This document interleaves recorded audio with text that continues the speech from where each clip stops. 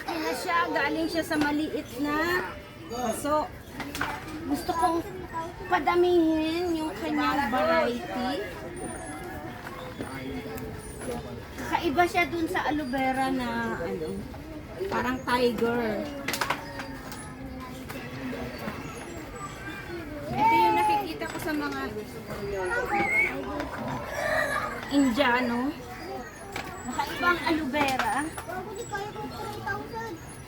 Nilipat natin sa malaking paso para magkaroon ng supling or anak niya. Kakaiba to kasi malaki na siya. Wala siyang ano, walang anak. Kaya kakaiba siya talaga. Hindi yung ano, pangkaraniwang aloe vera nakikita natin dito sa Pilipinas.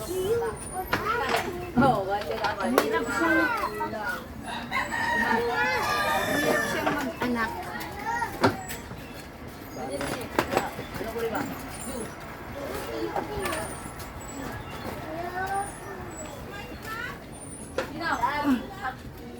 Diba? Ang laki. Ay, mag-vape!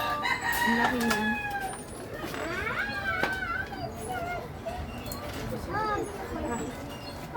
Ano mo to? Ayan siya, oh. Ang laki, no?